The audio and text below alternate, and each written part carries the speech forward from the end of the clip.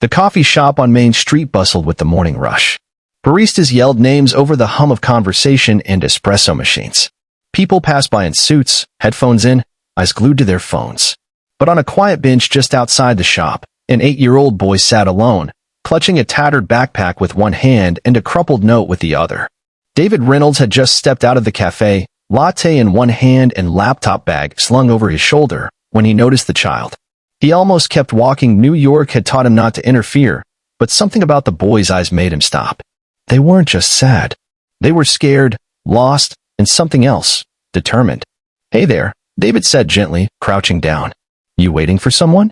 The boy blinked at him, then shook his head. His lips trembled as he handed David the note without a word. David opened the paper.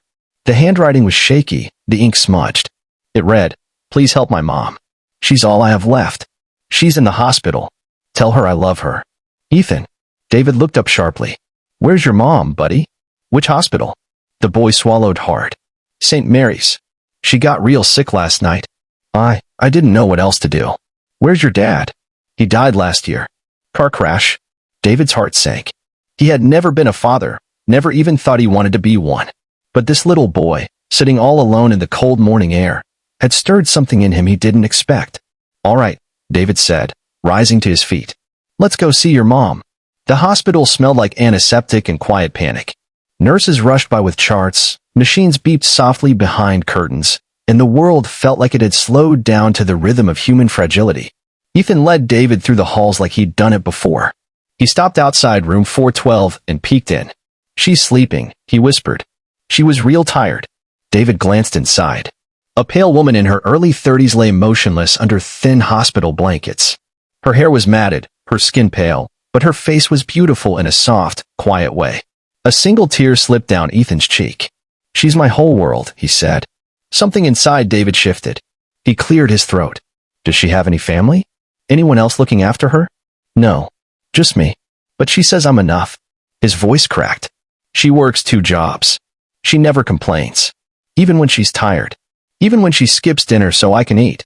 David nodded slowly. "What's her name?" "Sophia. Sophia Daniels." David looked at her again. His mind spun. He didn't know this woman, didn't know her story. But he'd read the fear in her son's eyes and seen the quiet love etched into every word of that note. And something told him this wasn't a coincidence. He had been successful in every way that mattered: money, business, recognition. But he'd never known what it meant to truly matter to someone. He turned to Ethan. "Can I come back tomorrow?" Ethan's eyes lit up. "Really?" "Yeah. And maybe we bring her some flowers. What do you think?" Ethan smiled for the first time. "She loves lilies." David returned the next day. And the next. Soon, he was a familiar presence in room 412, reading to Sophia, playing cards with Ethan in the hallway, and bringing fresh coffee for the nurses. Sophia slowly began to recover, her strength returning like a sunrise, first faint, then glowing with quiet resilience. One morning, as David entered the room with a tray of breakfast, Sophia sat up, surprised. "Mr. Reynolds? You're here again." David smiled. "Just David, please. And I brought pancakes." She blinked. "You've done enough. I don't know how to thank you." "You don't need to," he said, setting the tray down. "Ethan did all the work. He's the one who found me." She looked at her son and then back at David. "He told me what he wrote. I didn't know until yesterday." David sat in the chair beside her. "He loves you. He didn't want to lose you." Her hands trembled slightly as she picked up the fork. "I've never had anyone look after me like this. Not since," her voice caught. "Not since I was a kid." "I understand," David said softly. "We all need someone. Even the strong ones." Ethan beamed from the corner of the room. "He plays soccer with me too, Mom." Sophia laughed for the first time in days. It was light and shy and filled with disbelief. "Well, then I guess we owe you a lot." David shrugged. "You don't owe me anything." Days turned into weeks. Sophia was released from the hospital, and David helped them find a better place to live, nothing fancy, just safer, cleaner. He made no promises, never tried to force his way in. But he showed up, every day, with groceries, with books, with time. One snowy afternoon, David found Ethan waiting on the stoop with a serious look on his face. "Can I ask you something?" "Sure." The boy took a deep breath. "Please marry my mom." David blinked. "Ethan, she's alone. And I see the way she looks at you when you're not looking. She laughs more when you're here. She sleeps better. And I don't want to lose you either. David knelt, stunned. That's not something you ask lightly. I'm not. I mean it. That night, David couldn't sleep. He thought about his own childhood, broken, distant, lonely. He thought about the life he built. Big house, expensive car, but no one waiting for him when he came home. And then he thought about Sophia's eyes when she laughed, Ethan's grin during a soccer match, and how quiet no longer felt comforting. The next morning, he brought flowers. Lilies. Sophia opened the door, eyes wide. David. He held the bouquet awkwardly. These are for you. She took them slowly, almost scared to believe it.